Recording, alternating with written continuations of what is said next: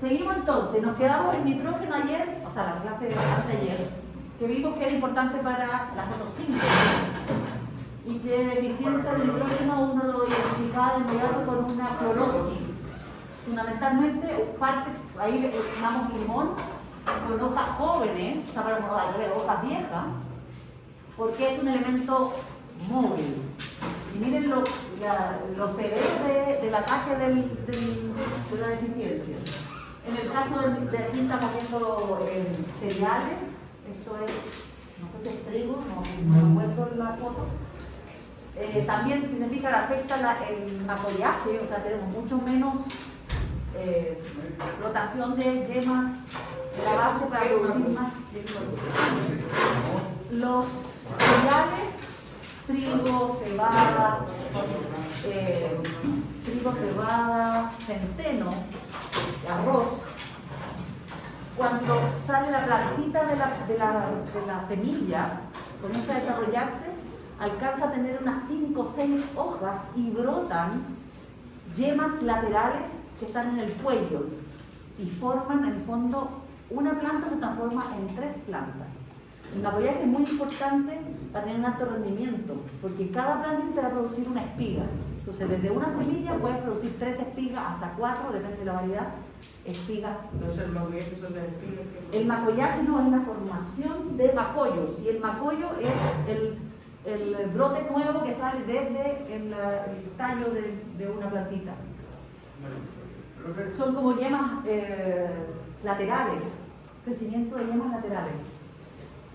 Sí. ¿La clorosis de hoja vieja es por exceso o por deficiencia? Deficiencia, estamos hablando de deficiencia en este caso.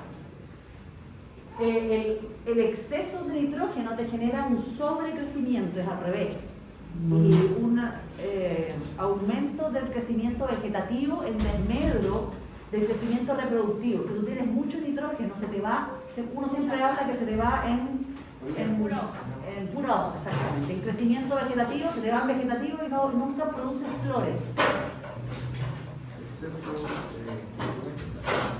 Bueno, además de producir clorosis en algunos cultivos, se observa también un efecto de lignificación de los brotes antes de temporada, antes de que pasen, que lleguen a verano, o sea, que pasen a la estación de invierno, durante el periodo de crecimiento, de hecho, de la temporada en primavera, y una coloración media morada. Eso es porque en el fondo el exceso de carbohidratos, de una planta que está produciendo carbohidratos, no está siendo destinado para la síntesis de proteínas ni de clorofila, entonces esa energía se destina a la síntesis de metabolitos secundarios.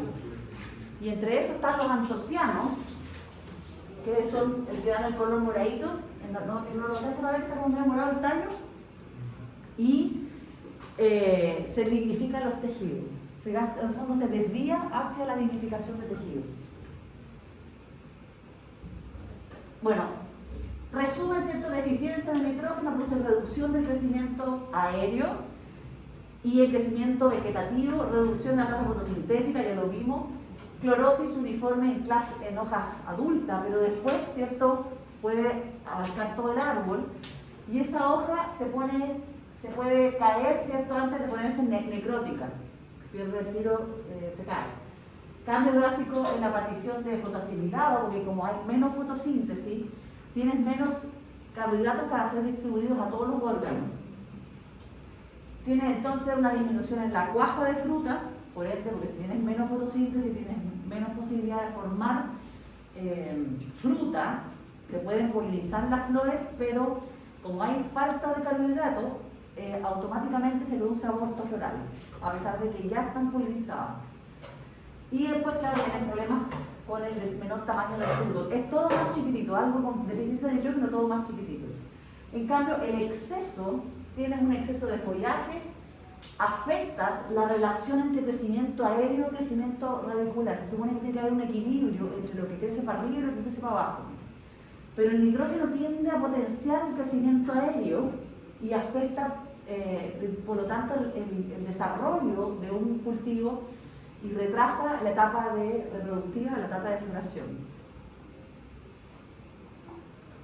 Pasemos al otro, que es el potasio. Potasio también elemento móvil, se mueve como K+, puede llegar a ser hasta el 10% del peso seco, un elemento sumamente importante, y deficiencias produce efectos importantes. Si ustedes observan en síntomas, ven, poner las hojas medias moradas cuando tenemos 0%, claro, aquí tenemos 0 NPK, ¿verdad? Pero si tenemos, ven, aquí 0% de potasio, no sé si alcanzan a ver que están las hojas como lacias, no están estiradas, no son, comparado con el completo, ven que están como más directas, y estas tienden a perder la turgencia, están mucho más deshidratadas. ¿Por qué? Porque el potasio tiene que ver con el turgor celular. Es absorbido por canales, hay canales de alta afinidad, canales de baja afinidad, no se los voy a preguntar, pero hay diferentes tipos de canales. Y tiene un transportador específico para entrar al xilema, que es el SCOR, porque el potasio también se transporta por el xilema.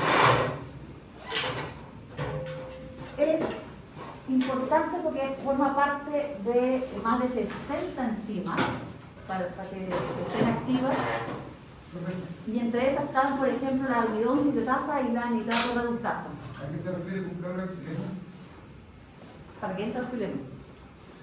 Para que entre cualquier cosa al xilema tiene que tener un transportador para el de entrada.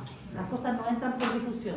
Tiene que entrar el agua por agua porina, los elementos minerales a través del transportador. Y en este caso sería ¿cuál es? SCOR es el transportador de entrada del potasio, ya está identificado, es una proteína, tiene su gen en el genoma y se expresa, ¿cierto?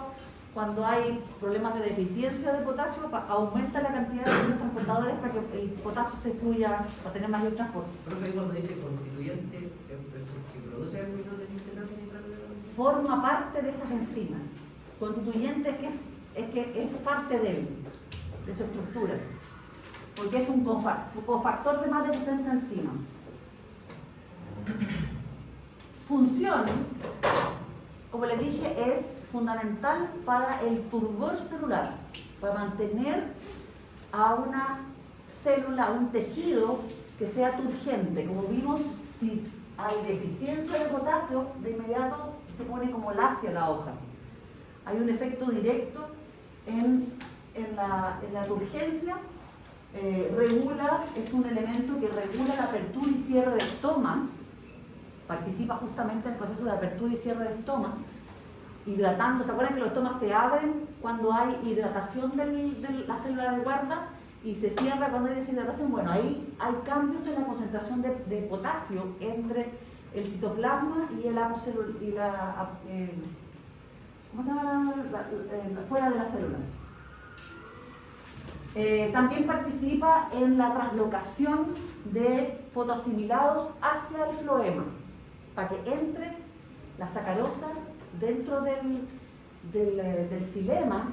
Tiene un transportador específico, pero ese transportador se activa, se abre cuando hay concentraciones de potasio en cierto nivel. Entonces, si tengo deficiencia de nitrógeno, de potasio, me va a faltar potasio para poder activar el transporte de azúcar dentro del floema y por lo tanto distribuirlo a toda la planta. ¿Ok? Participa en la síntesis de proteínas y participa en la formación del ATP. Por lo tanto, tiene hartas funciones. Aquí les muestro justamente la importancia a nivel de estoma. ¿Ven? Ahí hay transportadores de entrada de potasio y transportadores de salida. ¿Cómo se llaman los transportadores? Son canales. Y ahí están los nombres. CAT1, CAT2, AKT1. Esos son los nombres que tienen porque son genes, que le ponen nombres de siglas así, no sé por ¿Y qué. eso que dijo el Mateo, el SCOR? Eso está en el xilema. Aquí estamos hablando de células del estoma. Entonces, para que se abra el estoma, tiene que estar activadas las bombas de protones, manteniendo una diferencia de potencial eléctrico. Si tenemos diferencia de pH entre los dos espacios, genera una diferencia de polaridad y eso hace que se abran los canales de potasio.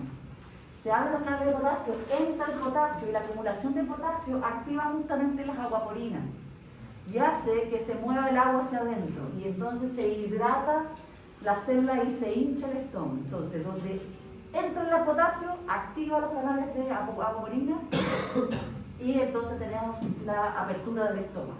Entonces, digamos. Ahí cuando la planta está transpirando. Aquí está transpirando, porque está el estómago abierto. Si está el estómago abierto, sale el vapor de agua por diferencia de concentración, por difusión, desde adentro de la cavidad subestomática hacia la atmósfera, ¿cierto? Y se activan los.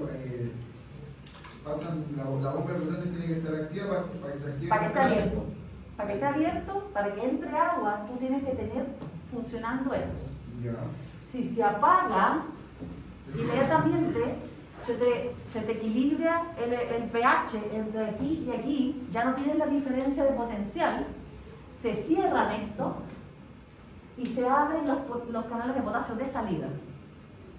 Entonces ya no tienes potasio acumulado adentro de la célula de guarda y eso hace que se cierren las aguaporinas de entrada y que se abran las aguaporinas de salida.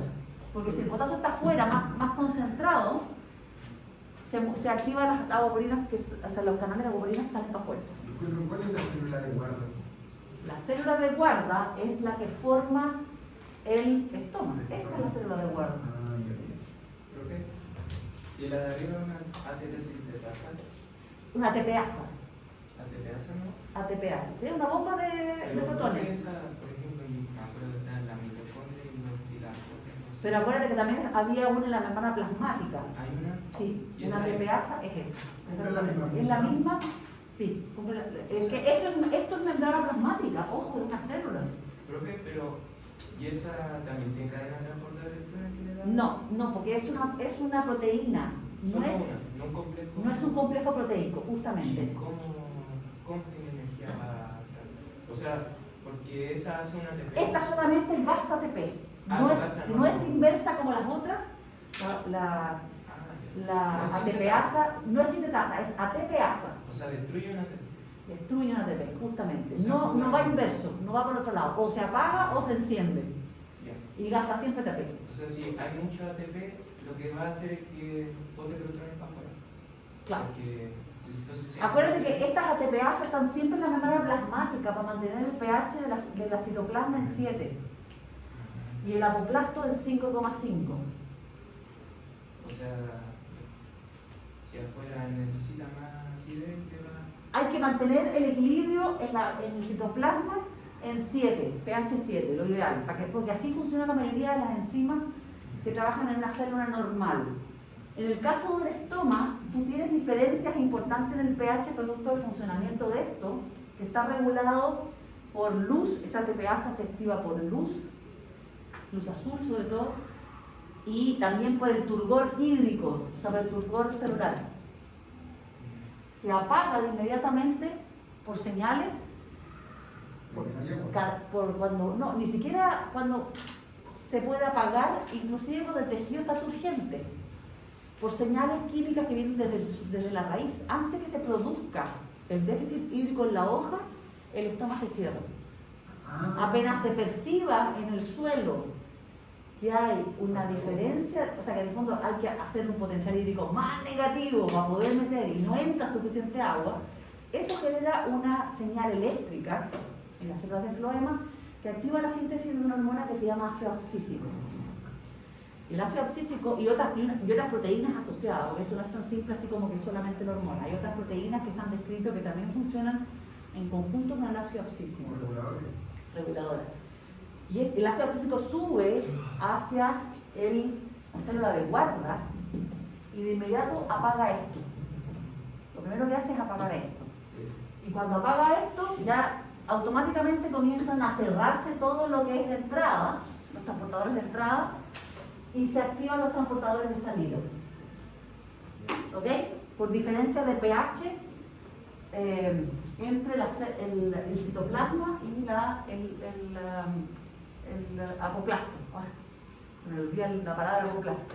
¿Estamos claros? Entonces, profe, esa ATPasa no no solo se prende cuando está presente la ATP, sino con la luz. Con la luz. La luz activa la ATPasa y también cuando tienes pHs muy ácidos en las células generalmente.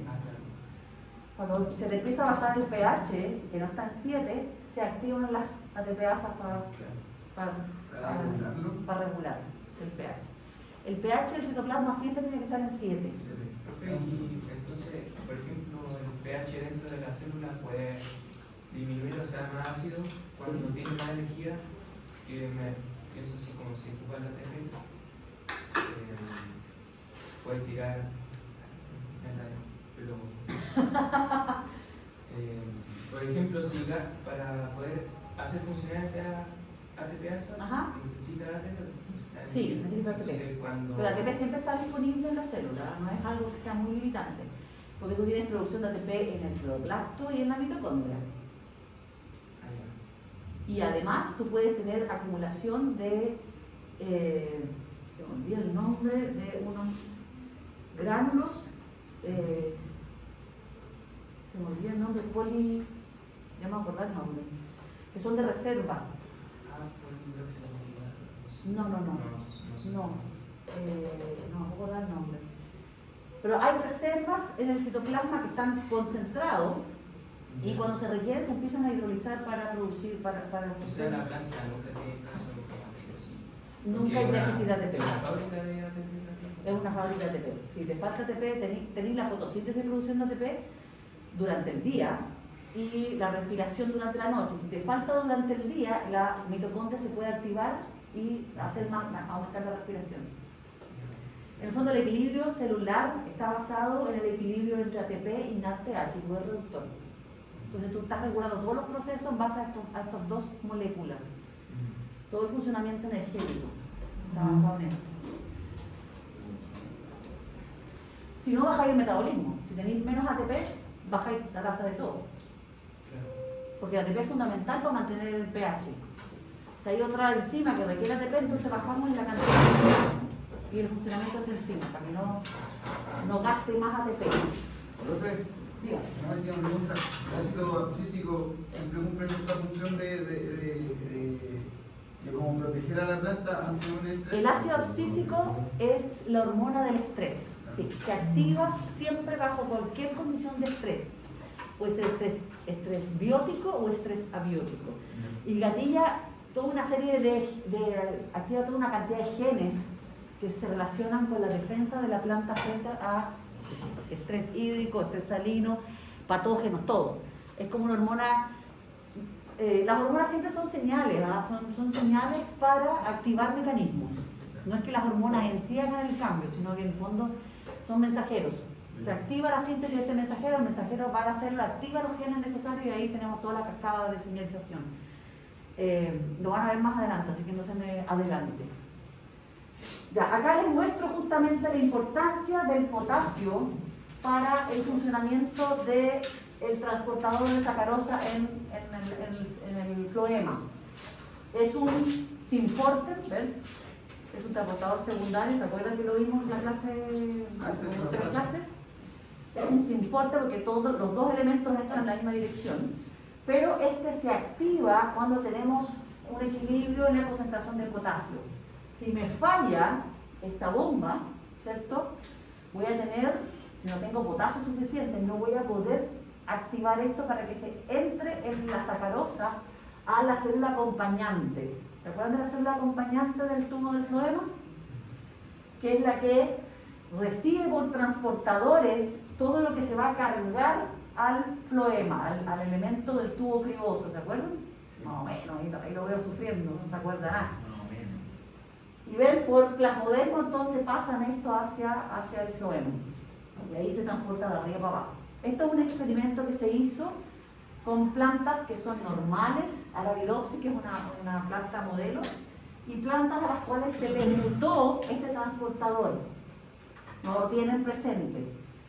Y al no tenerlo presente, fíjense cómo se produce un desequilibrio, estas en hoja. En blanco son los, ¿me alcanzo a ver bien? ¿Son las mutantes o no? Tengo que alejarme más. Sugar and contenido de eso, no dice quién es quién. No dice. Ahí está.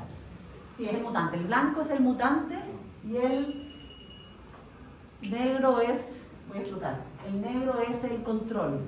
Entonces, fíjense cómo se produce un desequilibrio, ¿cierto?, en los tejidos. En el floema hay mucho menor carga de elementos sacarosos, azúcares en general.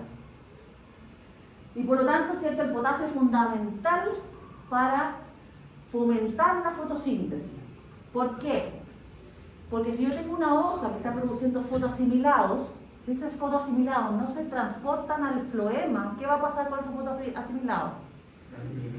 Se van a acumular en la hoja y por lo tanto va a disminuir la tasa fotosintética, porque hay una feedback, ¿cierto?, o una retroalimentación, o ¿cómo se dice?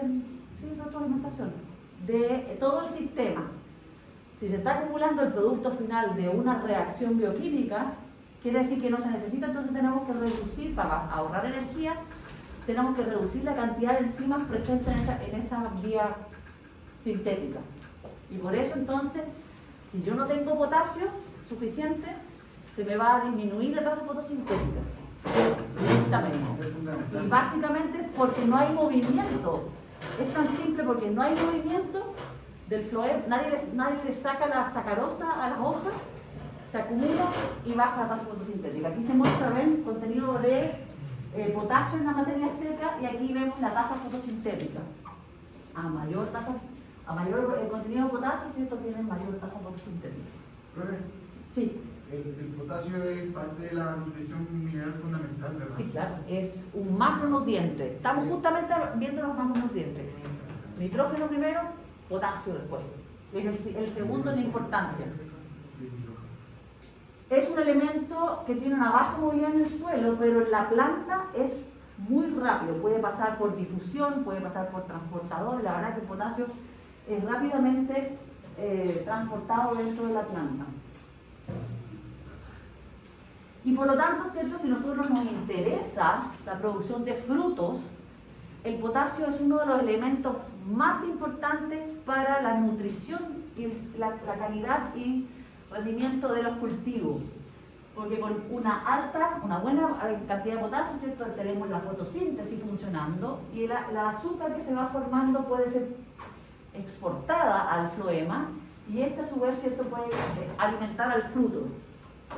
Entonces, si tengo una buena nutrición de potasio, tengo frutos más grandes, mejor rendimiento. Por eso siempre dicen que hay que echarle potasio cuando está madurando el fruto. Exactamente, es uno de los manejos en muchos frutales, que es aumentar la cantidad de potasio. Digo. Por ejemplo, si a un árbol le echo jabón potásico para limpiarlo, pero no se puede aprovechar como para hacer una nutrición cordial. No sé cómo es la composición, sé. puede ser, pero no sé cómo es la composición del jabón potásico. Tiene una glicerina y ácido. ¿Y cómo está el potasio? El potasio está en sal, o sea, como jabón en la sal del jabón. Tendría que ver cómo está asociado el potasio a porque los jabones generalmente son lípidos. Está como en un polvillo. Está en un grupo carboxilo, pero en vez de tener un hidrógeno, está el potasio ahí. ¿Pero está con uniones débiles o es con enlace covalente? Ese es mi... Porque a la planta solo le sirve si está como ion. En uniones débiles yo creo porque se disuelve. Por eso ahí tendría que entrar a ver cómo es la formulación del jabón potásico para decirte si la planta lo puede ocupar o no. Porque la planta lo acumula, o sea, lo usa como K+, que esté suelto. No sé si con el agua, por ejemplo, se produce la disociación del potasio, en ese caso sí serviría como nutrición. Pero no sé además cuánto potasio tiene, porque generalmente se fertiliza con alta concentración de potasio. Es uno de los que más se aplica en el suelo y uno de los más importantes para la calidad de la fruticultura. Es más importante incluso que el nitrógeno, el potasio. Sobre todo en determinadas etapas de desarrollo. Para la fruta, potasio es mucho más importante que el nitrógeno, porque el nitrógeno acuérdense que se va para la parte de las hojas. Entonces, fruta, siempre potasio. Bueno, aquí el flujo de salida por el floema, ¿cierto? Si tenemos bajo potasio, para que les quede clarito, es mucho menor el flujo que si tenemos alto potasio. ¿Por qué? Porque el potasio es necesario para la activación de los transportadores importes en la célula acompañante del floema. Oh, muy largo el nombre. ¿Puedes decirle el nombre, por favor? ¿Qué cosa? Lo que... ¿Pues se lo grabó? No, eso lo repito. El potasio es muy importante para el transporte de fotoasimilados, porque si no hay potasio no se activa el simporte de sacarosa y por lo tanto no puedo tener movilización del potasio, o sea, de la sacarosa a el resto de los órganos sumideros, como por ejemplo los frutos. Pero eso fue lo que vimos anterior. Sí, pues, estoy reforzando el conocimiento para que les quede claro que el potasio es importante para la sacarosa. Profesor, el flujo de Saya en el flema depende de la concentración de potasio y aquí se activa Sí. el importe de sacarosa. Exactamente. O sea, el potasio también está en el floema. Tienen potasio en el xilema y en el floema. ¿Ok? Profe, ese importe pasa a sacarosa y potasio. No, y hidrógeno. Es un Sacarosa simporte. y hidrógeno. Sí.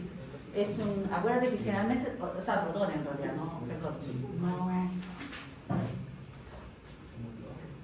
Bueno, el potasio también es fundamental para tener cultivos que sean mucho más resistentes a, por ejemplo, en cereales, al, ¿cómo se llama cuando se caen? A la tendedura. Se me olvidó el concepto tendedura. ¿Conocen el concepto de tendedura del trigo? Se cae, se pone como trigo. Exactamente, se cae. El trigo, ¿cierto?, tiene que estar siempre erecto, pero cuando ocurren, por ejemplo, vientos muy fuertes o lluvias, se producen quiebres de caña y esto hace que el trigo se acueste. Y eso es imposible de cosechar, porque han visto cómo funcionan las cosechadoras, ¿cierto? Que tienen que ir cortando, pero un trigo acostado es imposible. Entonces, se vio también que el potasio es importante porque incrementa el grosor de las cañas en los cereales y por lo tanto le da mucho más resistencia mecánica a cualquier factor que esté moviendo al viento, por ejemplo, ya no se tienden. Un manejo importante entonces es aplicar fertilizaciones con potasio en los cereales.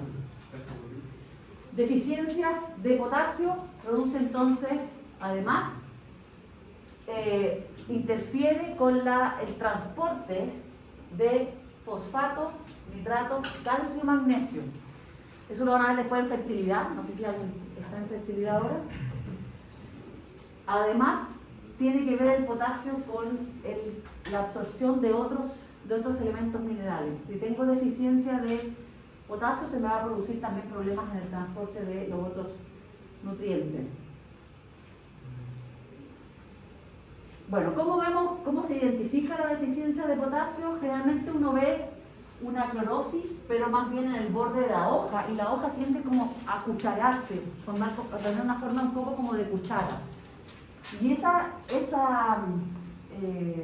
clorosis termina con una necrosis bastante profunda. De inmediato tenemos asociado un daño oxidativo en esas células. Miren el maíz, ven que están los bordes amarillos y las puntas siempre están necróticas. Estos son porotos, ven lo mismo. Y se ven como manchas, ¿lo alcanzan a ver o no? Eso yo lo arreglo aplicando. Eso tú lo arreglas aplicando potasio porque el potasio es un elemento móvil, exactamente. Yo creo que me imagino que eso igual tiene como un punto, ¿no? Un punto de marchites. Como un punto sin retorno, y aunque yo aplique, no. Cuando ya tienes daño, destrucción celular, ya no tienes retorno, exactamente. Sí. Pero si ya tú empiezas con alguna clorosis característica, es una clorosis que viene asociada con una especie como de, ¿cómo se llama? Marchitamiento, que se empieza como a deshidratar, y uno lo identifica de inmediato. Igual es raro que tengamos deficiencia de potasio porque uno siempre está preocupado de echarle este potasio. O sea, tendrías que no echarle nada para tener deficiencia de potasio. Bueno, ahí para que vean que puede terminar con la muerte, justamente el punto de retorno es que se te ponga necrótica toda la hoja, ahí ya no tenéis cómo recuperar eso. Muerto no hay cómo revivirlo, En ese caso. como en ese caso. Bueno, En cítricos es un problema el potasio porque tenemos una reducción importante en el tamaño del fruto. No solo en el dulzor, sino que también en el tamaño. ¿Por qué? Porque el potasio moviliza agua. Y sin agua no tengo crecimiento. ¿Ok? Entonces, en cítricos es normal obtener frutas mucho más chiquititas por culpa del potasio. ¿Ok? Se retrasa el crecimiento, se retrasa la elongación celular, se retrasa el control hay problemas con el control de estoma, entonces hay problemas con la transpiración, con la temperatura, hay problemas serios en el fondo en el funcionamiento de toda la planta. Problemas móticos. Pasemos al fósforo, el otro importante elemento nutricional de la fórmula NPK. El fósforo también es un elemento móvil, pero se requiere mucho menos concentración que el nitrógeno y que el fósforo, y que el potasio. Se requiere, ven, en el tejido está entre el 0,1 y el 0,5%, no es mucho comparado con el 10% en el potasio y con el 2,5 a 10% vimos también en el nitrógeno. Es absorbido por transportadores específicos de fosfato y por las micorrizas. Este es uno de los elementos minerales que es más necesario para, o sea que es determinante en la asociación simbiótica de plantas con micorriza. Cuando una planta siente o sensa que tiene baja deficiencia de fósforo, de inmediato activa todo un mecanismo de señalización para que las micorrizas reconozcan a la raíz y vayan hacia la raíz. Secretan hormonas, las estringolactonas, que son y señales que son reconocidas por las micorrizas y tienen un quimiotropismo hacia la raíz. Y ahí la célula, o sea, el tejido vegetal, ¿cierto?, le permite al hongo infectarse, podría decir, porque en el fondo entra a parte del tejido, depende si es una endomicorriza o si es una micorriza ectomicorriza. Las arbusculares, que son las mayoría de las micorrizas, entran al apoplasto, se mueve por el apoplasto de las células, son primero de las plantas, ¿ok? Se mueve por el entremedio. Incluso puede cumplir alguna de las ciclos de vida del hongo dentro de una célula, formar unos arbúsculos adentro de las células de la planta. Bueno, es absorbido en dos formas dependiendo del pH. Cuando el pH es mayor que 7 es absorbido como HPO4 y cuando es menor que 7 tiene que ver con la protonación, ¿cierto? En pH ácido hay más protón y por lo tanto podemos tenerlo como H2PO4. Es constituyente de muchas moléculas importantes. Primero, ¿cierto?, todos los nucleótidos. Los nucleótidos están formados por una base nitrogenada que puede ser guanina, citosina, timina y... me falta uno. Guanina, citosina, timina, adenina, por una ribosa, en el caso del DNA es la desoxirribosa y en el caso del RNA es la ribosa, y por un grupo fosfato, PO4. Por ahí está, ¿dónde está ¿no está la base nitrogenada en el mono? ¿No está? No todo se puede en la vida. Buena. No lo tengo, ¿cierto? Porque eso sería la amapola, no está. Ah, bueno, ahí está. Adenina, ribosa, y ahí está el ahí está. Solo que está raro. Ahí está el grupo fosfato. Solo que estaba raro, no está como el grupo que uno ve siempre como adenina. Además es constituyente de los fosfolípidos, ¿cierto? Entonces todas las membranas tienen fósforo. Además es parte de... No sé si alcanzan a ver ahí. Estos son fitatos, no he dicho nada. Se acumulan en la vacuola como fitato. Y me falta la glucosa fosfato. ¿Dónde está? Acá está. ¿No? ¿No está la glucosa fosfato? Ahí. Aquí está. Estas son gliceraldehído 3-fosfato. También todos los azúcares se mueven con un grupo fosfato. Uno o dos grupos fosfatos.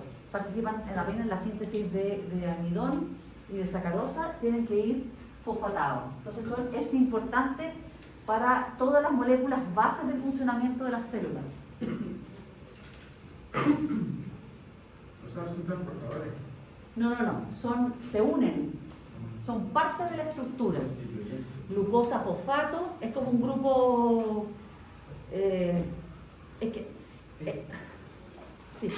Me acuerdo que mi teoría, no me acuerdo muy bien, pero había una parte en que la glucosa se unía al fosfato ¿Sí? para entrar a tal parte y adentro Exactamente. se desfosforilaba y entraba la glucosa, quedaba la glucosa. Sí, lo que pasa es que para que las enzimas sean reconocidas tienen que tener, pero para que las enzimas funcionen con esto como sustrato tienen que estar el sustrato fosforilado, si no, no lo consideran. Y de hecho hay enzimas que fosforilan a estos azúcares para que después se produzcan las reacciones. Cuando se sintetiza sacarosa, se tienen que fosforilar las glucosas y las fructosas, se usan de manera fosforilada.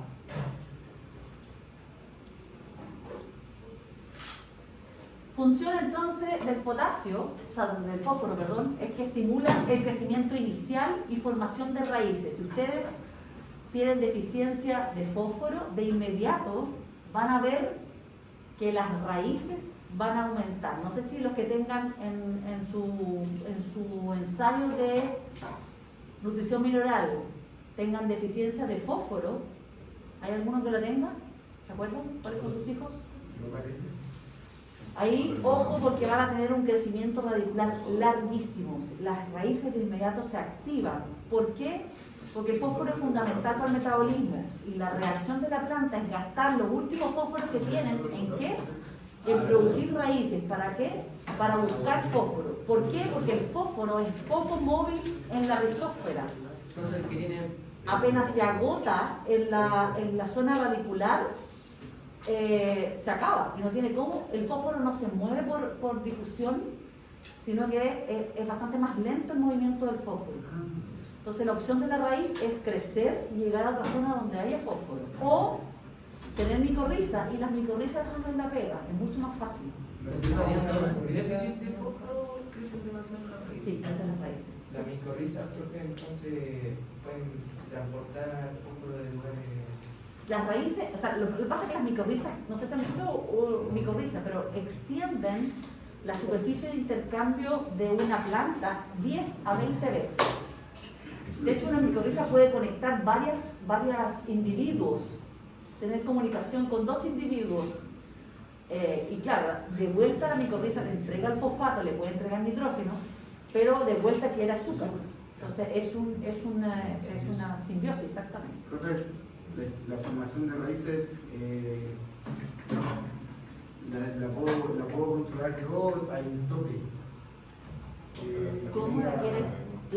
Tú la puedes controlar aplicando hormonas. Si tú aplicas auxina, vaya a formar raíces. Si tú pones una planta con déficit hídrico, vaya a estimular la síntesis de raíces. Si tú tienes una planta con deficiencia de fósforo, estás estimulando la formación de raíces. Como si tengo una planta con déficit hídrico. Sí, porque una de las funciones de ácido abscísico, que lo vamos más adelante, es activar justamente, hacer un equilibrio, o sea, disminuye el crecimiento de la parte de arriba y todos los nutrientes son destinados hacia las raíces para también aumentar la superficie de intercambio y poder llegar a zonas con mayor potencial hídrico. Son mecanismos de resistencia que tienen las plantas para tolerar las condiciones de baja agua. Bueno, aquí justamente les mostraba lo que decía usted. ¿Ven? Para la síntesis de moléculas importantes se usan siempre, si se fijan, glucosa se fosforila con hay glucosa y fosfato y se mantienen las reacciones con los sustratos fosforilados. Aquí se bifosforilan, ¿ven? Siempre están fosforilados y también después se puede producir ATP eliminando justamente ese fosfato. ¿Ven? Se producen 2 ATP. La mayoría de las reacciones son se requieren entonces las azúcares en forma fosforilada. Y la otra cosa importante que tiene que ver con el funcionamiento del cloroplasto es que después vamos a ver que para la síntesis de sacarosa que ocurre en el citoplasma, no al revés, en el citoplasma, me equivoqué de espacio, se requiere fósforo. Porque en el cloroplasto lo que se forma es una triosa fosfato, o sea, es una molécula de 3 carbonos con un fósforo. Y esa es la que sale al citoplasma para la síntesis de glucosa y de fructosa y después para la síntesis de sacarosa.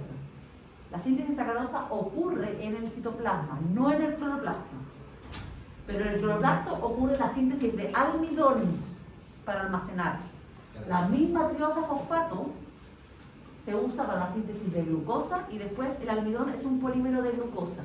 Y el almidón se almacena solo en el cloroplasto. No sale para afuera. Está solo en el cloroplasto. ¿Se acuerdan de los amiloplastos en la papa? Que era puro almidón. Y para que salga la triosa fosfato, participa con un antiporter triosa fosfato, fósforo inorgánico. Entonces, si tengo deficiencia de fósforo, ¿qué va a pasar? Se me van a acumular las triosas fosfatos dentro del cloroplasto. Se me va a gatillar la síntesis de almidón. Si el cloroplasto se me llena de almidón, ¿qué pasa con la fotosíntesis? Se detiene nuevamente. Entonces, el fósforo también es un elemento fundamental para la fotosíntesis, indirectamente. Entonces, si estamos viendo los 3 elementos, NPK, son importantes para la fotosíntesis, de distintas formas, pero todas participan en algún momento. En el caso del nitrógeno, en forma directa. En el caso del potasio, vimos que tenía que ver con la movilización, ¿cierto? Y el feedback negativo. Y en el caso del fósforo también, porque si no salen del cloroplasto, se acumula almidón y hasta ahí llegó la fotosíntesis. ¿Estamos claros? Entonces la función del fósforo es sacar el almidón del cloroplasto. No.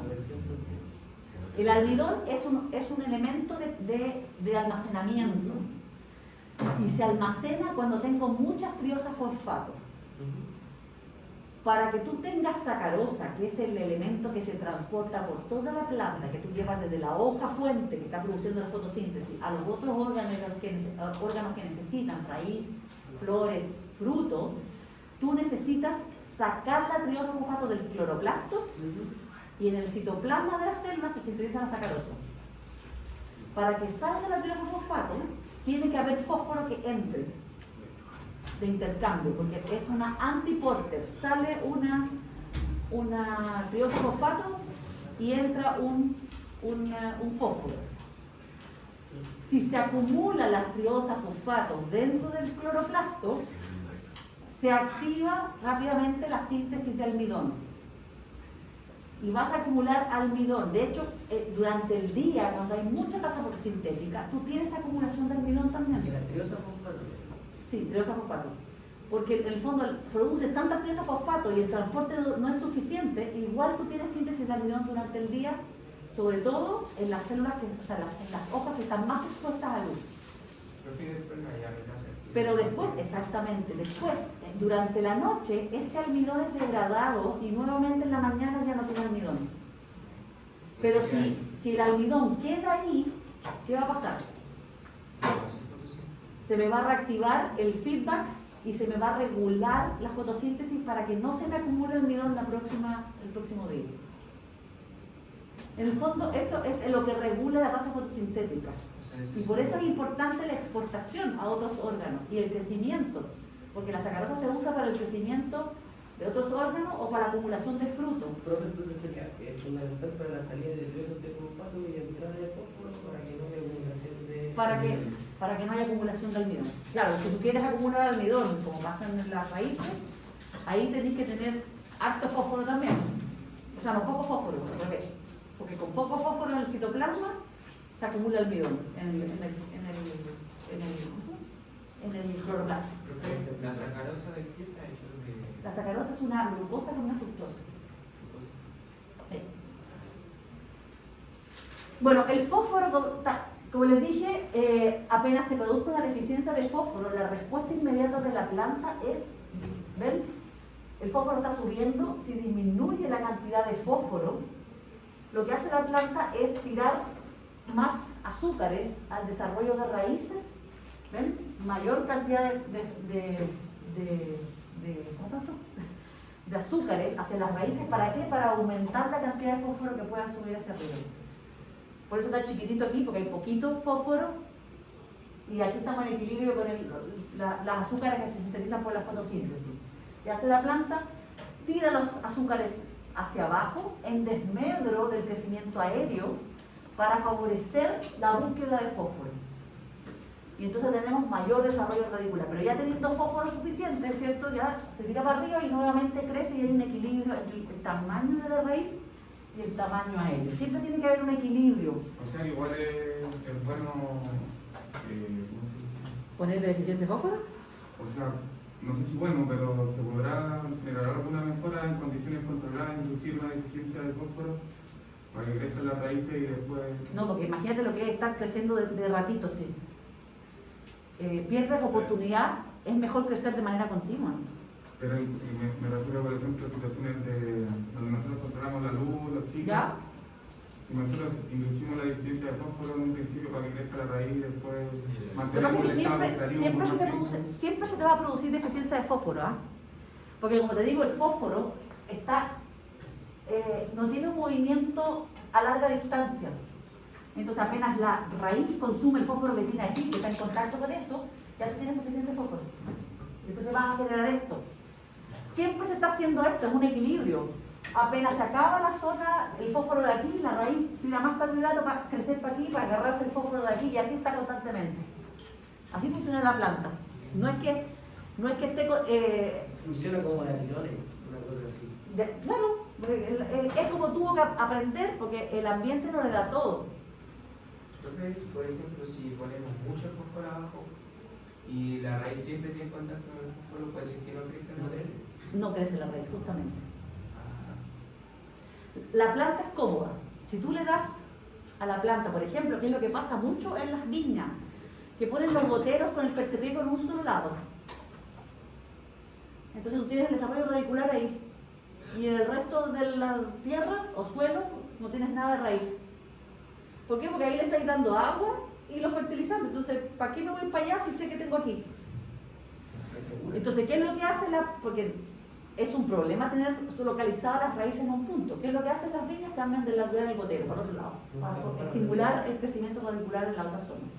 Porque si solo tengo crecimiento aquí, significa que voy a tener unas ramas nomás que se me... Porque acuérdate que no todas las raíces se alimentan a todas las ramas. Hay una conexión directa. Esta rama me alimenta solamente las hojas de acá. Entonces eso quiere decir que toda la parte de acá no se me está alimentando. Entonces, si tú quieres un equilibrio del árbol, tenés que tener un equilibrio en el desarrollo radicular de ambos, de todas partes. Entonces, por eso es que las viñas lo que hacen es cambiar el gotero para otro lado. O poner dos goteros. Más fácil. Uno en cada lado. Sí. La planta, ¿cómo sabe cuándo? O sea, ya sabemos cómo sabe cuando no tiene agua. Pero, ¿qué hormona le da la señal para que empiece a ya la crece a buscar agua? ¿Agua? Sí, agua es el ácido físico. En fósforo no lo sé, fíjate. No sé si se ha estudiado eso. Yo creo que no. Nadie ha buscado la señalización. Recién están estudiando el nitrógeno. Y es mucho más complejo. No participan solo una hormona. Hay varias hormonas que participan, y entre eso está la citoquinina.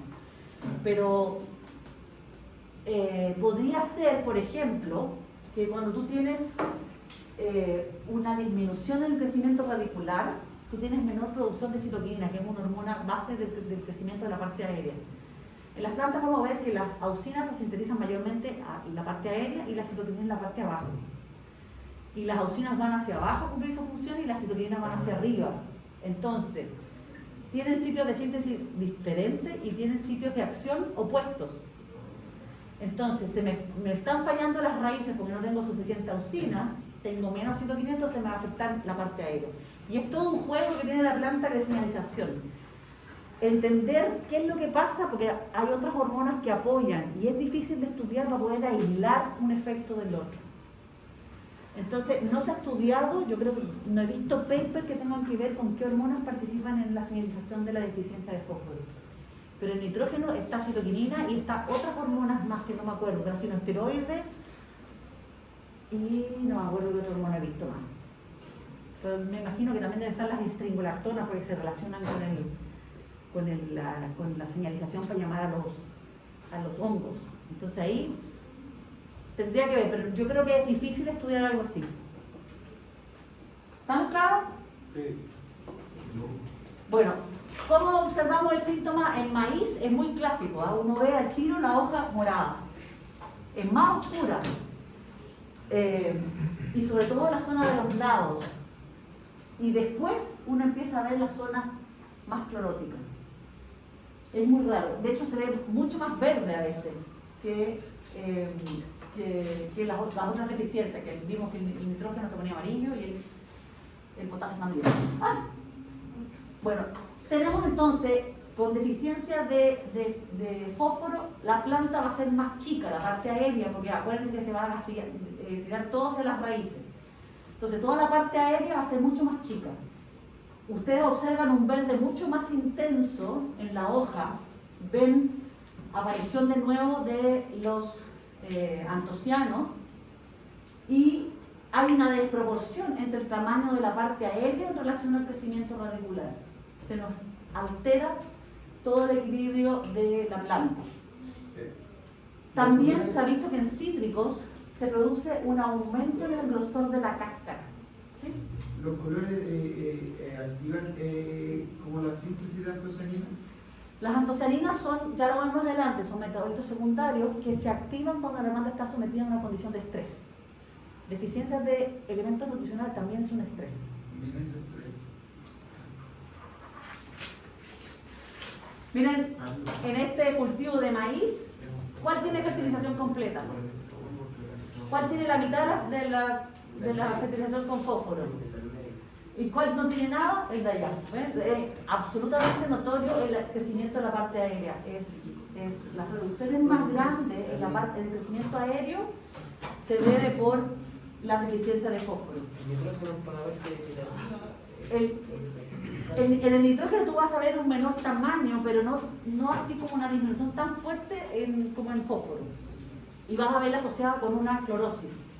En cambio aquí ves las hojas más oscuras y son chicas. Ojo que puede tener las dos cosas al mismo tiempo y ahí se complica la cosa. ¿Qué es lo que falta? No sé. Ahí la Pasemos al calcio. Calcio, importante porque es absorbido por las células meritemáticas de la punta de la raíz, fundamentalmente. Como calcio más 2, hay un transportador. Y es importante porque forma, ¿cierto?, los pectatos de calcio en la pared celular, en la pectina, forma redes de pectina gracias al calcio. Pero además, lo vimos, se lo dije en la clase pasada creo, el calcio funciona como un segundo mensajero de las células, ¿se acuerdan que les dije? Cualquier cosa que pase afuera y es percibido por un receptor, que lo vamos a ver, lo que hace es activar los canales de calcio, que normalmente el calcio está acumulado en vacuola, en el retículo, en el cloroplasto, y cuando llega la señal al receptor, el receptor lo que hace es abrir un canal de calcio. Entra el calcio al citoplasma, que normalmente está en baja concentración, y ese calcio a su vez activa los transportadores de salida de los... Entonces en un segundo aparece mucho calcio en el citoplasma, y eso después se ha aprovechado por otra proteína que une el calcio, se activa y va al núcleo y genera una respuesta en el núcleo. ¿Okay?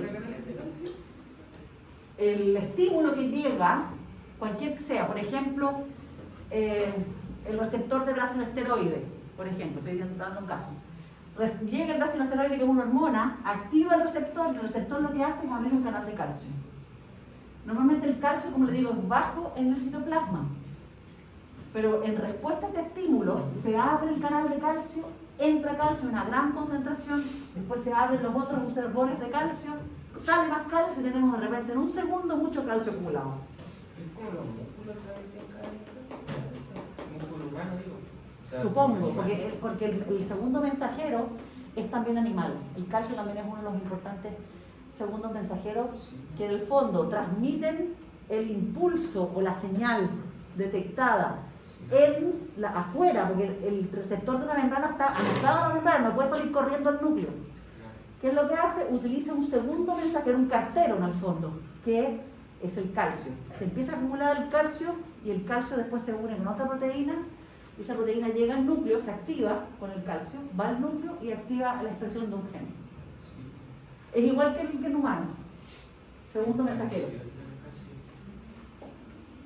Entonces, función segundo mensajero o mensajero secundario, y regula muchos procesos relacionados, por ejemplo, con la osmorregulación. Les dije que cuando llegaba ácido abscísico, ¿cierto?, apagaba las bombas de la tepeasa, pero también se produce aperturas de canales de calcio, y el calcio también aquí funciona como segundo mensajero. No está muy claro qué es lo que hace en la célula del estoma, pero sí se ve que existen estos aumentos de la concentración de calcio cuando llega ácido abscísico. ¿Ok?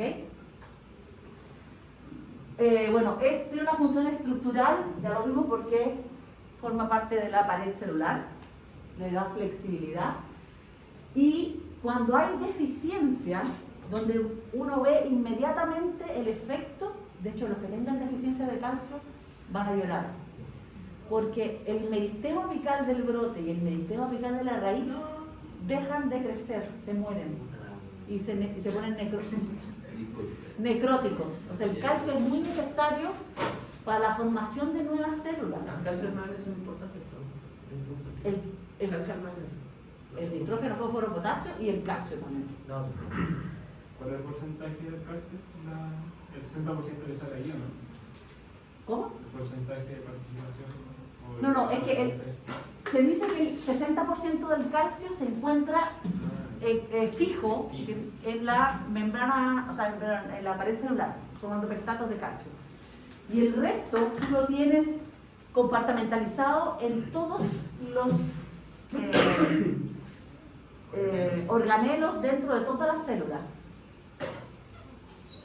No se sabe puntualmente si la célula de la raíz tiene más en el retículo, porque eso es difícil también de estudiar. Separar los compartimentos a nivel de célula. Por ahí les muestro cómo el calcio forma redes, ¿cierto?, con las pectinas. Aquí tenemos una pectina, otra pectina, y los puntitos azules serían los calcios. ¿Ven? Y unen 2 pectinas, 3 pectinas, 4 pectinas, formando una red. Y esa red es hidrofílica y forma un gel dentro de la pared celular. Es muy importante. Cuando la fruta empieza a madurar, en respuesta a etileno, que vamos a ver, se activa una enzima que lo que hace justamente es romper estas uniones. ¿Cómo se llama la enzima? Se me olvidó. La poligalacturonasa, ya me acordé. Los nombres son muy difíciles. La pectina es calcio. Es un gel, la pectina es un gel. ¿Perdón? La pectina, su conformación es calcio. No. Forma uniones inestables, iónicas, porque es calcio más 2, ¿ven?, con los grupos carboxílicos que tienen los ácidos galacturónicos de las pectinas. ¿Te acuerdas que hablamos que la pectina tenía ácido galacturónico? Se produce, ¿ven?, una atracción que tú la puedes romper con temperatura, la puedes romper con sales, pero es una unión inestable. Pero en la pared celular, como no cambia mucho la temperatura, ¿cierto?, está ahí manteniendo la flexibilidad y la resistencia mecánica. ¿Estamos claros? Ahí está como segundo mensajero, lo mismo, ya se lo expliqué, pero aquí están los monitos. Cuando llega una señal, un estímulo, al tiro sale un canal de calcio y esa concentración de calcio activa otros canales de calcio que salen más calcio, y ese calcio se une con algunas proteínas, la calmodulina, y esta entra al núcleo, ¿ven?, y activa la expresión de genes. Eso es lo que quiero decir, que en el fondo hay un estímulo externo, que es como viene, por ejemplo, alguien comprando de China, ¿cierto? Viene, lo recibe correo de Chile, y el correo de Chile, ¿cierto?, le da al cartero para que le lleve la información a donde tenga que llegar. ¿Le queda claro? El calcio se absorbe fundamentalmente en la zona meristemática. porque se requiere en gran concentración justamente aquí, que se está formando la pared celular y se están mandando señales donde se requiere también como mensajero secundario. Si tengo deficiencia de calcio, esto entero va a colapsar y muere. Y por eso es que van a ver las puntitas de sus raíces negritas. O el meristema apical también lo van a ver negrito, porque también pasa para arriba con las células meristemáticas. El calcio entonces se absorbe por los pelos radiculares, por la zona meristemática, por todo esto rápidamente y se mueve, entra al xilema y se mueve gracias al flujo transpiratorio. Entonces el calcio absorbido por las células meristemáticas de la pared. Sí.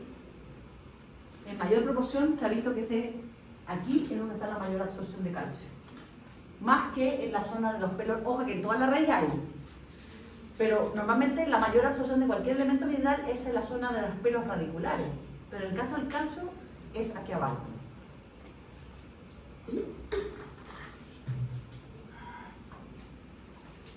Ay. Ahí está toda la explicación. Profe, no hay como el equivalente del calcio que lo reemplace como una sal. Mira, el sodio en algunas ocasiones puede reemplazar al calcio, pero no hace el mismo efecto. Como mensajero secundario no, nunca. Mensajero secundario es una unión específica con una proteína. Es imposible. Es calcio, no le gusta otra cosa. Bueno, ¿qué pasa si tenemos deficiencia de calcio? Se afecta fundamentalmente los frutos.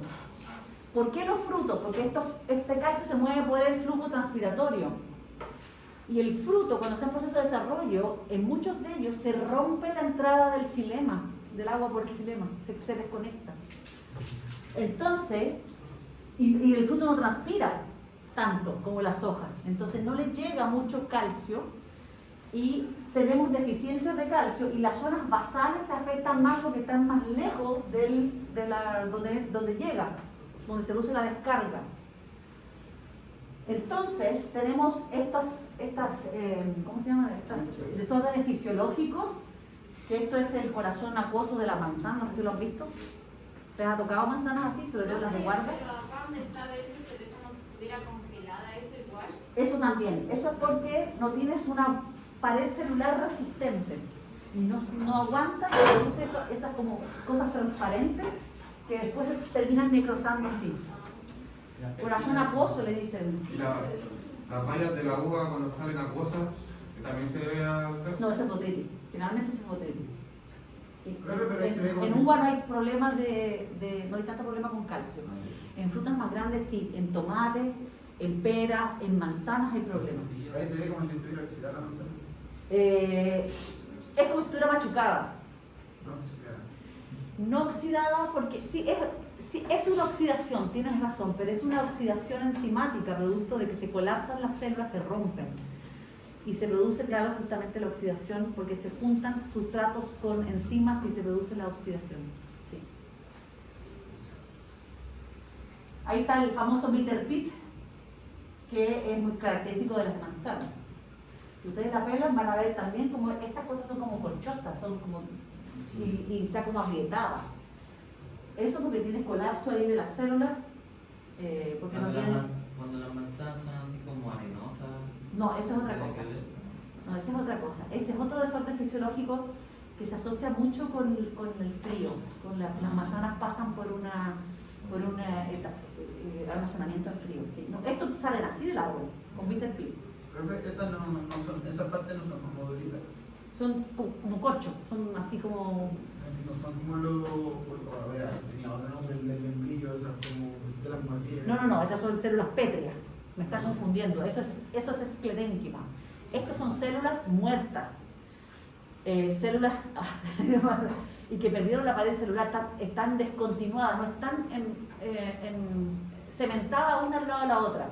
Sino que como no tienen pectina, se pierde la unión de célula a célula. Si la pared celular se rompe, se vuelve a regenerar. Sacando eso hacia afuera, se elimina y queda rota la pared. No, se rompe. Ya si se rompe la pared celular, se muere la célula. Generalmente. La pared primaria se une con la lámina media. La lamela media, Y esa lamela media tiene mucho pectina, exactamente. La pectina es más abundantemente en la lamela media y es la que ayuda a que dos células se unan. O sea, sí, por eso es que se separa. Si no tengo pectina, porque me falta el calcio, estas se desconectan con una célula con otra. Se pierde esta formación de células en tejido. O sea, en la lamela media. La lamela media, Está presente uniones con pectinas con la pared. sí, sí, Ah, sí. Bueno, el otro desorden fisiológico es el blossom end rot que pasa en los tomates, que no sé si lo han visto, que en el poto se pone así negro. Es exactamente lo mismo. Deficiencia de calcio produce la necrosis del tejido. Voy a pasar la materia, estoy cachando. El otro elemento es el magnesio, el otro macronutriente, un elemento móvil que su función fundamental es absorbido por un transportador también específico, que acá se llama transportador de magnesio, ese es el nombre que le pusieron, MGT, muy brillante.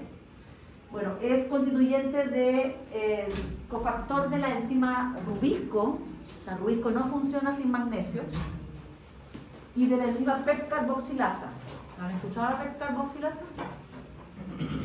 En la respiración celular, en la glicólisis, ¿no? ¿No se acuerdan? La glicólisis. ¿El carboxilasa? La fosforol piruvato carboxilasa. A lo mejor con ese nombre largo la conocen. ¿Lo saca el piruvato o no? Exactamente. Descarboxila el piruvato formando. No dice la piruvato de esa. O sea, Esa es otra. Piruvato de deshidrogenasa es otra. La fosfonol piruvato lo que hace es carboxilar o descarboxilar el fosfonol piruvato. Formando malato o formando, o sea, formando malato o cuando descarboxila pues forma piruvato. Ya, y es constituyente, ven, ahí le muestro la clorofila, el átomo central de la clorofila del anillo tetrapirrólico, muy parecido a la hemoglobina. En vez de un hierro, que es la hemoglobina, ¿ven? En este caso es un magnesio. Entonces, si tengo deficiencias de magnesio, voy a tener clorosis. Es característica también la clorosis del magnesio. Es distinta a la del nitrógeno y la del potasio. El fósforo se ponía negro, o sea, morado. Función, se ha visto que participa en la estabilidad del ADN, participa en la captura de luz, porque en el fondo es cofactor de la enzima rubisco, interviene en la síntesis de xantofila y carotenoides, que son los pigmentos amarillos que ustedes ven, y también puede formar pectatos de magnesio. Aquí el calcio puede ser reemplazado por el magnesio en pequeña proporción, pero no tanto. En caso de una deficiencia. En el caso de una deficiencia de potasio, de calcio, tú puedes encontrar pectatos de magnesio. Sí. En pocas cantidades. Muy bien. No sé cómo definir cantidades, porque eso depende mucho de la magnitud de la deficiencia de calcio. Si es continua, si es profunda, todas esas cosas. Entonces, varía un poco dependiendo de qué tan rápido fue la deficiencia de calcio y cuánto tiempo. Qué tan rápido se produjo y cuánto tiempo lleva. El 20% del magnesio ustedes lo van a encontrar siempre en los cloroplastos. Es donde van a encontrar la fuente de magnesio. ¿Para dónde voy? Estoy yendo para atrás. La mela que decía, La mela media. Bueno, la deficiencia de magnesio es muy característica porque es una deficiencia, una clorosis entre venas. Quedan las venas verdes, entonces parece un pinito. Les queda, ¿ven? Las venas siempre quedan verdecitas y todo lo demás se pone amarillo. Es como característico del magnesio. Y el exceso de magnesio puede producir problemas con el calcio y el fósforo. Por lo mismo, porque compiten con los mismos transportadores. No voy a alcanzar a pasar la materia. ¿Causa síntomas de deficiencia o causa una real deficiencia? Causa deficiencia. Si tengo síntomas es porque hay deficiencia. Si son síntomas de deficiencia es porque hay deficiencia. Compite con los mismos transportadores. Compite con los mismos transportadores, sí, porque el magnesio tiene valencia 2, igual que el calcio, y el potasio tiene valencia 1, pero usan los mismos transportadores, pero es más 1. Micronutrientes vamos a hablar solamente de 4, rapidito. El primero es el hierro, micronutriente, hierro. Importante, el hierro es un elemento inmóvil tanto en el suelo como en la planta. Precipita, como le digo, si está en hierro 0, precipita y no hay quien lo absorba. Es el elemento hierro que ustedes ven, no, aquí no hay ningún hierro. No hay nada de hierro aquí. Esto es hierro 0. ¿Ok? Duro, imposible de penetrar. Los síntomas de deficiencia, ustedes también van a ver una clorosis interrenal, pero no tan amarilla como vimos con el magnesio, y también se van a ver como arbolito, pero si es un elemento inmóvil, ¿dónde van a ver la deficiencia? En la hoja esa. Hoja joven. En cambio, el magnesio, ¿dónde van a ver la deficiencia? Sí. Exactamente. La diferencia está en dónde ocurre la deficiencia. ¿Estamos claros? Sí. ¿Por qué el hierro es importante? Porque el hierro, como es un elemento que entrega electrones del grupo 4, ¿se acuerdan? Entrega electrones y quita electrones, se usa mucho como cofactor en muchas enzimas que participan en reacciones de óxido-reducción. Por ejemplo, las citocromos, las catalasas, las peroxidasas, usan el hierro como elemento para que les dé electrones para activar. Unido a azufre, a proteínas oxidorreductoras como la ferredoxina, nitrato reductasa y nitrogenasa, son enzimas que participan en el proceso de fijación de nitrógeno, donde también se requiere, son reacciones de oxidorreducción. Para asimilar el nitrógeno, ¿se acuerdan que les dije que se requerían hartos electrones para poder transformar el nitrato a glutamato? Eso lo hace la enzima nitrogenasa, por ejemplo, en las bacterias, y esa enzima para funcionar tiene que tener un hierro, porque para las reacciones de oxidorreducción necesita un hierro que le entregue los electrones como dador de electrones para poder hacer las reacciones de oxidorreducción. ¿Ok? Y lo otro importante es que se requiere para la formación de la clorofila, porque inicialmente en la síntesis de clorofila las etapas son muy parecidas a las de la hemoglobina. Inicialmente hay un átomo de hierro que después es removido y es cambiado por el magnesio en su etapa final, pero inicialmente parte con el hierro. Entonces por eso es que vamos a observar clorosis muy parecida a la del magnesio, pero en hojas distintas. ¿Por qué? Porque uno es móvil y el otro es inmóvil. ¿Estamos claros? Sí. Bueno, para absorber el hierro es muy difícil para la planta, porque el hierro, como les digo, siempre le gusta estar en el estado 0 y precipitar. Entonces la planta, que tiene que estar haciendo? Tiene que estar constantemente bombeando protones afuera, de manera de reducir el hierro, y porque el hierro esté o en estado más 2 o en estado más 3. Le encanta absorber el hierro más 2. Tiene transportadores específicos para absorber el hierro más 2. Se reduce por el bombeo de hierro, Protones. Y también ven, hay una enzima que también está en la membrana de los pelos radiculares, que puede transformar el hierro más 3 al hierro más 2. Porque el transportador descrito en plantas es hierro más 2. ¿Estamos claros? Otra estrategia que tienen las plantas es secretar moléculas que secuestran hierro.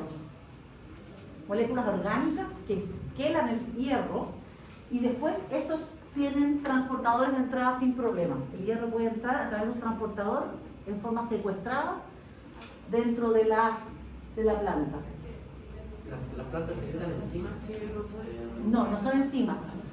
Se llaman fitosideróforos, que son aminoácidos ricos en histidina, que tienen la capacidad de formar uniones electroestáticas con el hierro y secuestrarlo. Y entonces pueden volver a entrar, pero con un hierro adentro. Quelar se llama eso. Quelar es cuando lo secuestran. Y ustedes pueden mejorar la absorción de hierro en un suelo, por ejemplo, aplicando elementos químicos que son quelantes, y es lo que yo apliqué en la solución nutritiva de Hoagland. ¿Se acuerdan que les dije que para que el hierro no precipitaba, yo le aplicaba un producto, SLDTA, que lo que hace justamente es funcionar como este aminoácido, secuestra el hierro de forma más 2 para que no sea, ¿ven? Ahí, para que no se precipite y pueda ser absorbido por la planta. El manganeso es otro micronutriente que participa en reacciones de óxido-reducción. La planta ya se quedan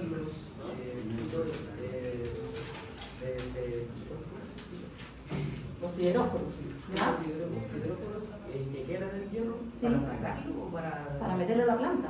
para- Son aminoácidos que se lo saca para afuera, secuestran el hierro y vuelven a entrar para adentro. Bueno, el manganeso es un elemento mineral que participa en reacciones de óxido-reducción, participa en el proceso de fijación de asimilación de nitrógeno, en la reducción de nitrato, y en la fotólisis del agua, es cofactor de muchas enzimas, participa en la síntesis de ácido ascórbico, que es un antioxidante importante en las plantas, y también participa en la formación de clorofila. Es un elemento que no es móvil ni inmóvil. Entonces ustedes pueden encontrar deficiencias tanto en hojas nuevas como en hojas viejas. Se ve una deficiencia intervenal, pero si se fijan es como manchas, no es tan así continua como se veía en el magnesio y en el hierro.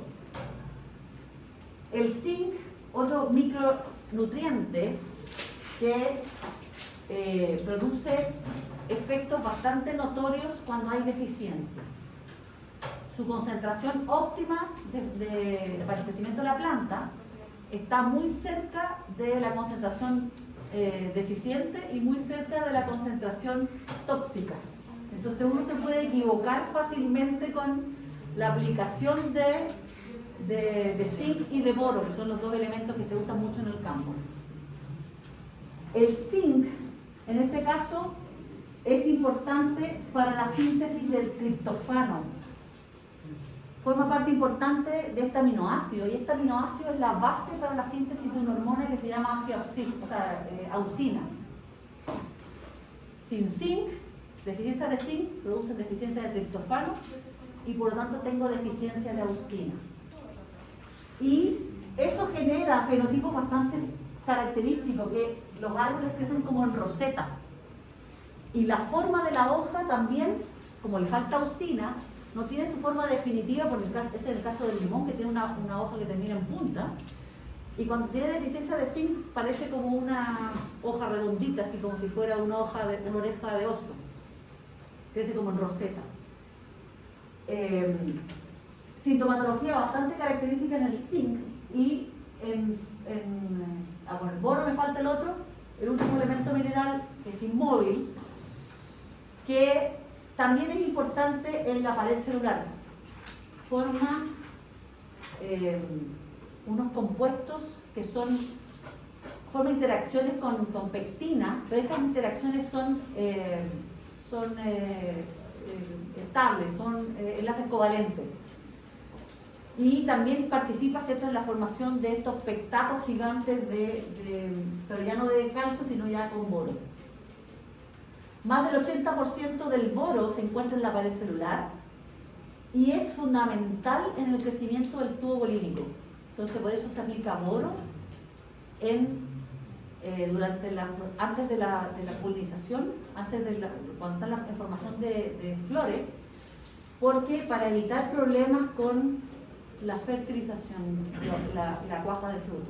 Es un elemento importante para el rendimiento, básicamente porque tiene que ver con la cantidad de fruta cuajada. Ahí está la importancia del boro, forma enlaces covalentes con las pectinas.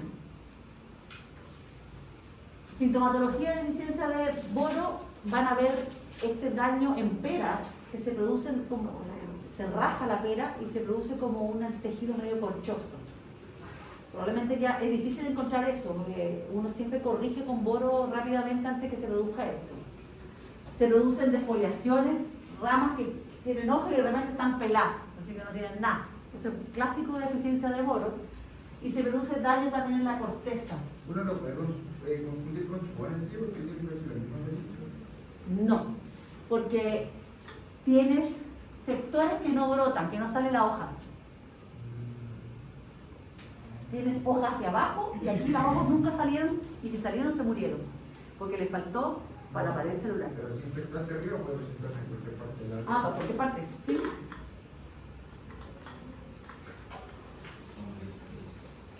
Y bueno, y en almendro, por ejemplo, se relaciona mucho con la producción de goma. Afecta el tamaño de la fruta y se produce, ¿ven? Estas gomosis que salen desde los almendros. No sé si alguna vez lo han visto.